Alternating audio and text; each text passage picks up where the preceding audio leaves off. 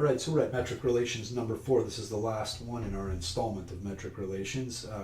We're dealing with a metric relation because we have a big right angle triangle and another right angle triangle inside it, and those two right angles are connected with that line that cuts through, giving us the altitude. I'm going to label this triangle. I'm going to start off with the legs A and B of the big one. So A and B, and it doesn't matter what you call A and what you call B. What will matter is what you call B and E, and we'll take care of those after. There's my H, or my altitude of that triangle, which is the height of that triangle connecting the two 90-degree angles. And then you know my C is out here, the hypotenuse of the big right angle triangle opposite the big 90. And the last thing now are the D and the E. And so remember that the D goes inside the triangle that has the A, and the E is paired up with that B. And now everything is labeled. I can start to identify what I know. I know that the D is 3. I know that the H is 4. And I'm looking for B. It's always good to remember what it is you're looking for, and it would be great if we have a B, D, and H. We'll see what happens. First thing I do is circle anything with a D in it. It's going to help us identify which of the rules we might be able to use, or where we have to start at least. And now with an H, anything with an H. That's got an H. That's got an H. There's an H down there. H over here. I'm looking for B. I have D and H. I wish that was a B. It's not. And I wish that was a B. It's not. So I'll go ahead and just randomly, I could go between these two. I'm going to pick this one right here. So H squared is equal to D times E. And what that's going to do is it's going to allow me to find my E, and then I'll see where I go from there. So H squared is 4 squared is equal to D, which is 3, times E, which I don't know.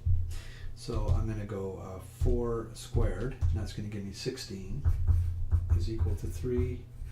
And now I'm going to go 16 over 3. Oops. 16 divided by 3, and that's going to give me 5.3 repeating. Please keep that 0.3 in there repeating. Don't just round it off to one decimal place. It's going to corrupt your other numbers. 5.3 for the E. So I'll circle some E's after I put it back there. Some E's. And now I think you see right away I can solve for B right here by using the E that I just found and the H. So B squared is equal to E squared plus H squared. That'll be the metric relation that brings me home. And now I'll put in the numbers. So B squared is equal to E squared is 5.3 repeating. Please remember that repeating. Squared plus H is 4 squared.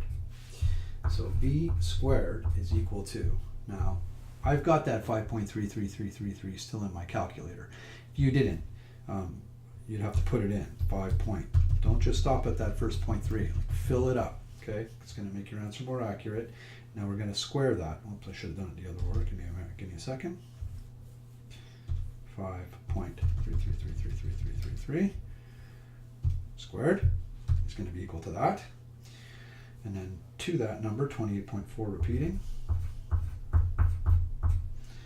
I'm going to add 16 because 4 squared is 16.